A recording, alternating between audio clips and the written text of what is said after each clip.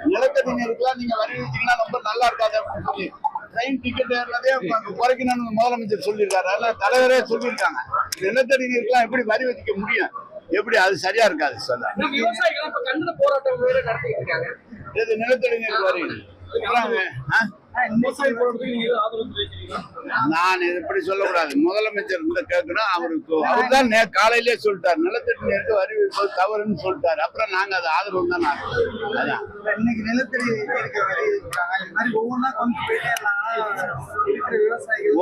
ஒவ்வொரு முறையும் நீட்டு தேர்விலிருந்து அல்லது இந்த கவர்னர் கையெழுத்து போடாதிலிருந்து எல்லாத்தையும் நீதிமன்றத்து மூலமாக தான் இந்த கழக அரசு தளபதி அவர்கள் வெற்றி பெற்று வருகிறார்கள். அப்படி ஏதாவது மக்களுக்கு ஒவ்வாத ஒரு சட்டம் வருமானால் நம்முடைய தலைவர் முடிவெடுத்து கேட்பார்கள். கேட்கவில்லை என்று சொன்னால் நீதிமன்றம் மூலமாக தான் வெற்றி பெறும். இன்னைக்கு கூட்டத்துடைய முக்கியம் நாளைக்கு 1ஆம் தேதி இன்னைக்கு தலைவர் உறுப்பினர் சேர்க்கைய முறைப்படி பத்திரிகையாளர் சந்தித்து சொல்றாரு. 3ஆம் தேதி முறைப்படி ஆரம்பிக்கிறாங்க.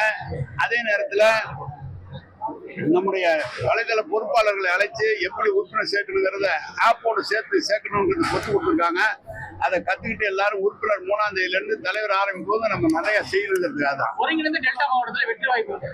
பெரிய பிரகாசமா இருக்கு. ஏற்கனவே வெற்றி பெற்றது போல மீண்டும் கழகம் தான் வெற்றி பெறும். கழகத்தை சார்ந்தவர்கள் தோழமை கட்சி கழகத்தோடு இருக்கிறவர்கள் தான் வெற்றி பெறுவார். 2026 தேர்தலில் வெற்றி பெறுவோம்னு சொல்லிட்டு எடப்பாடி பழனிசாமி சுற்றுப்பயணத்தை மேற்கொள்ள உள்ளாங்க. அவரு எப்படி சொல்லிட்டு போவாரு? அவரு முடிஞ்சதான் அவர் பாக்குறாரு. நாங்க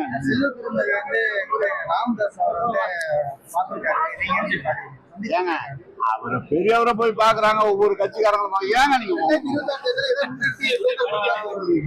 சார் ஒரு தேர்தல்ல தலைவர் மண்டல பொறுப்பாளரை போட்டிருக்காங்க.